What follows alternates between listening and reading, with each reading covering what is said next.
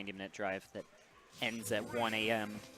and then you head back or home at 3 a.m. on a Wednesday. So that's what it is. Meanwhile, no Wisconsin Knights in this winners finals. This is the story of these ignitions when there's no zero. It is Tyroy versus Ned coming right at you. Yeah, this is the classic. This is what people are generally accustomed to seeing and watching, and lately Ned has had quite the edge on Tyroy.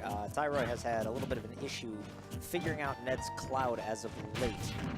Very different story from when they first became, I guess, rivals way back in the day. Ned has kind of turned it around from a large deficit, but he is kind of our bona fide #1 in the scene, unless I'm counting zero. Part of that. Tyroy's been the #2, and the two of them have kind of been at those posts for the last 9 months to a year, if I'm not mistaken. Indeed. And, you know, Zero calls himself #0 in Chicago if you had to ask him, so that's why we generally consider Ned #1 regardless. But anywho, here we are in this game, and it looks like these stray hits each way are really adding up a little bit in Tyroy's favor, though he is knocked off stage here, and Ned's ledge trapping has leveled up so much with this character over the past 6 months. It's so hard to get off the ledge, even when you're the character with the most ledge get-up options in the game. Bayonetta.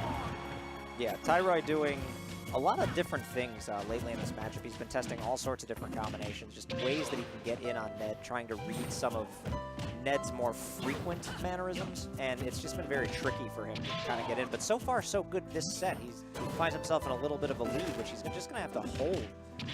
Forward throw, not quite going to do it. Cloud with limit, just going to be heavy enough, but Ned going to have to burn the limit to get back.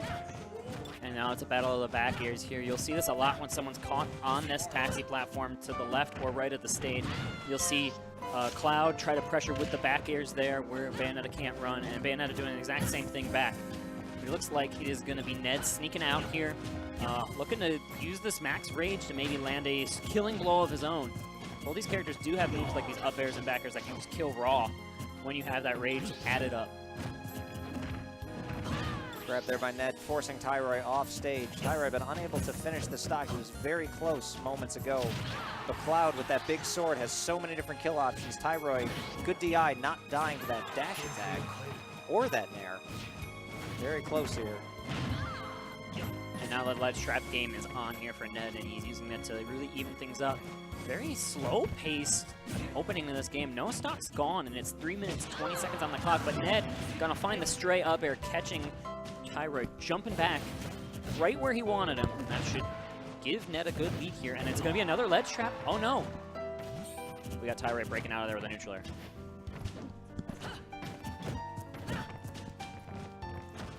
So, Ned again. Oh, look at that falling up air, just crossing up beautifully here onto Tyroy. And Ned there with that little string, getting himself as much extra credit as he can, as he brought back that first stock. He seemed to be down in the beginning, but it seemed that right after that, Tyroy kind of getting figured out a little bit. Ned a very adaptable player, and Tyroy's approaches just weren't working. It's really weird to see Tyroy like fishing for a kill option, but he was doing that there definitely. Like he was going for some down airs, some like silly stuff like that, trying to catch Ned unawares, but Ned was not falling for it. In the end, that down tilt up air, true combo, gonna clean up the Cloud stock, but already the bleeding has begun here for Tyroy, 106%. But now Ned here, he's just putting on great pressure, getting that limit charge, and once he's got that limit charge, he can really just run circles around Bayonetta in this neutral, and that's what he wants to do. But will he have the chance? Okay, the limit's gonna be burned here, and this is excellent for Tyroy if he wants to get this comeback online. Now Tyroy dancing back and forth here, looking for an opportunity to get in. We know how explosive his Bayonetta can be, he just needs the chance. And they're going to try to take it away from him here, catching him again with the up air. That short hop up air on ledge has been deadly for Ned, especially in the previous sets. Ned's been really abusing the fact that Tyroy likes to jump up off ledge fairly frequently as he gets later in the stock. A lot of times he forces himself to because he'll try to do something off stage, and Ned is generally ready with it. Almost killing Tyroy there. Not quite. But Tyroy needs to kind of get some kind of momentum. He spent the last about 45 seconds just off stage. Bat withinning through that other short hop up air.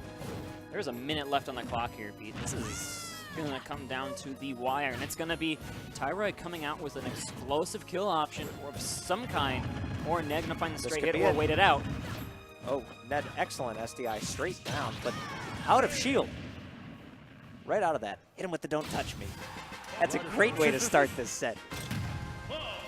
Very deliberately paced game between these two, and Ned taking advantage of course, Bayonetta's special lag, one of her key drawbacks that anyone learning the matchup needs to learn to take advantage of. When Bayonetta lands after using many of those special moves, she experiences very heavy landing lag. And so the quickest kill option was Limit Climb Hazard. Comes out super fast, cleans up the stock. Excellent play here from Ned, and he took his sweet time cleaning up this Bayonetta. That was a very strange game because it feels like it was played more at Tyroy's pace. He's the one who generally likes to play a little bit more defensive, a little bit more passively of the two of these gentlemen. And it was working to his advantage early on, but Ned, unfazed, just increased the patience, played him to a T. He's got the 1-0 lead so far. What it came down to really was that first stock, and then being able to press advantage after you've taken the first stock, because really Tyroy was trying to make a bunch of kill setups work there and just going for kill options after he lost his first stock, errantly, that just put him further and further behind. So also, Ned did live to 200% that first stock. Yeah. Which, if you're not killing with Bayo, that's not a good sign. It's weird. It's really weird. Yes. Oh, but excellent use of the guns there here from Tyroy, because he just was able to snipe out that second jump from Ned, force the limit to come out defensively, and that's exactly where you want him. And again, these auto-link hitboxes coming out of nowhere, saving Tyroy, getting him on the board. It almost looked like Ned tried to jump out of that whole combo, and Tyroy knew and followed through. But I didn't see the third or fourth hit or whatever it was before the kill hit actually connect. I was commenting with Forcey Joe, and he's like me. I'm picking up Cloud, and he's picking up Bayonetta. But oh, okay, no shenaniganry here. It's really nice to commentate with people who play Bayonetta extensively because they understand like the intricacies of how the character works. So he was telling me about how like that second witch twist is so scary, and you have to be so on point with your SDI. With the regular DI here, enough for Tyroy, staying alive through that dash attack, even on town and cities, closer walls and ceilings. Tyroy managing to get back on stage, which was his big problem in that first game. Back air, he's going to seal out the stock there, though, for Ned, reading the short hop fadeaway with the back air. Now Tyroy just kind of throwing out these up airs, forcing Ned to kind of come off the platform a little unsafely. Okay, looking to get a grab out of that falling up air, not finding the mark.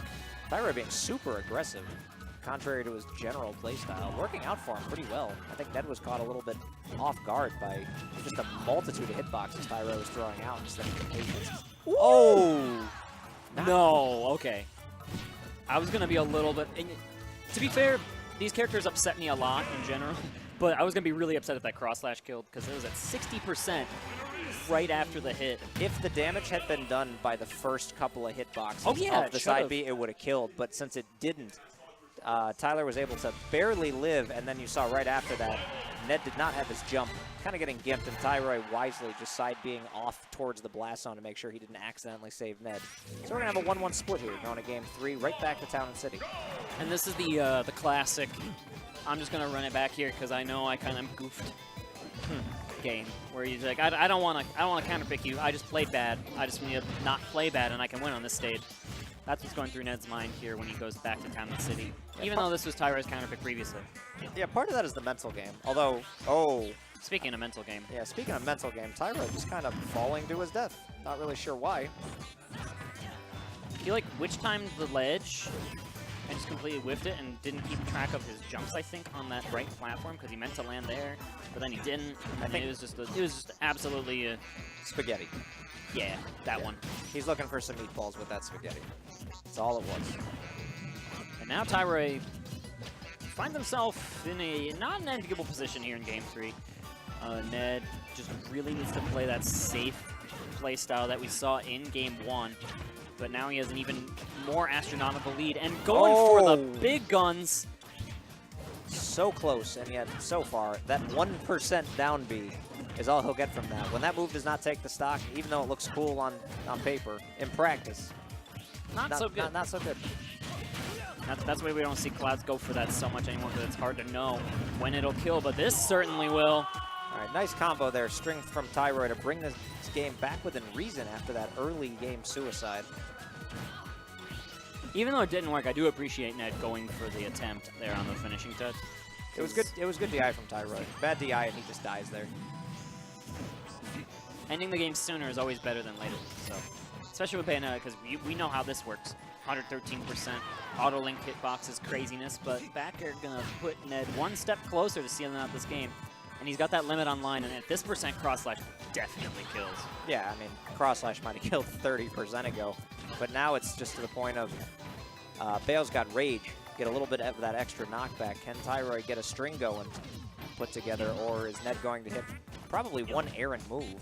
Back air kills here, cross slash kills here, etc., etc. Half his stock, half his arsenal, excuse me. Tyroy playing incredibly patiently here.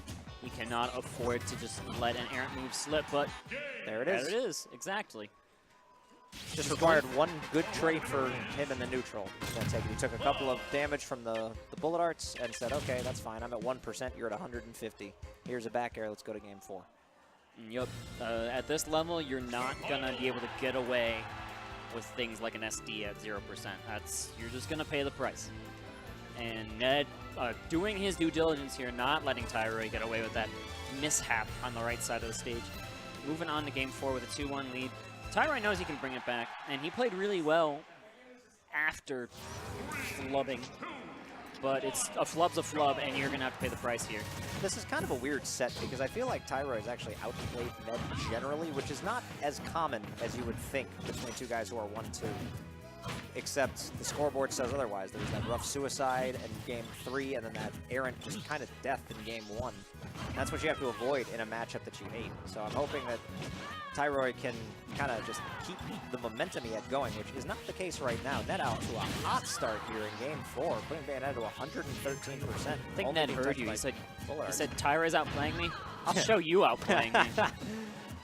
Let me come in here and just come out to a quick 122 spot. Big damage coming out, and Ned playing super well with a lead right now.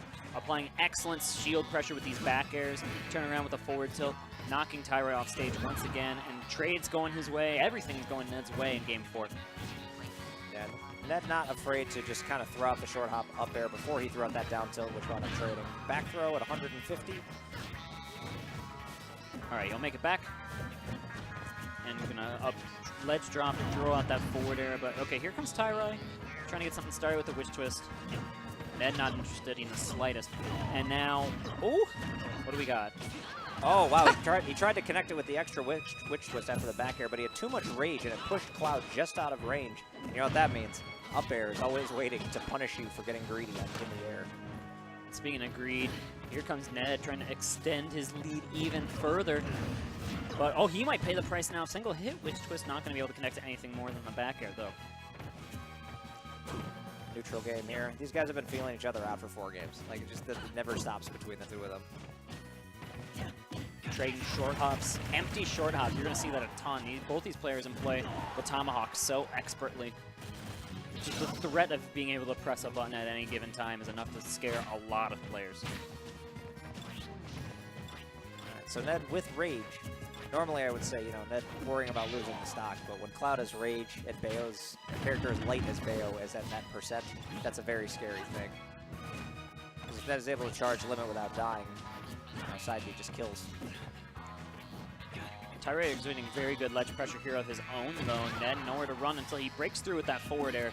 That was a really tricky kind of sequence of get-up options there from Ned to kind of force Tyroy's hand to go for something, and then winds up punishing him with that forward air. Really just kind of smart play. Oh, Ned was going for the up B straight down.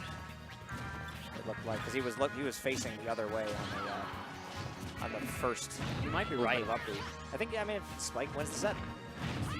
But now Ned has actually got Tyroy in a far worse position just with those couple of hits. Tyroy once again having difficulty finishing off the first stock of Ned's Cloud. Kind of the story of the set, although that back air will do it and put him back in it. But is it too little too late, though? That's the question here. Ned has shown that he is playing excellently with a lead in this set. Anytime he has been given that position, he has looked incredible. Yeah, Ned is a scary player to have to play against with a lead, just kind of in general. Although that Is he going forward to pay smash, for that? Oh. I think that Oh, forward smash was supposed is to be he? a tilt. No, okay. Oh, Tyroy tried to keep it going once again. Although 42%, nothing to sneeze at from that combo. Although up air, just going to go ahead and take the set. Ned's going to win this 3-1. Now mentally for Tyroy, I don't want him to walk away from this thinking, okay, Cloud crushes Bayo, because that's kind of been the story of social media when Tyroy loses to Ned. It's like he feels like he has no options. He feels like the matchup's almost unwinnable. The Cloud is so good. He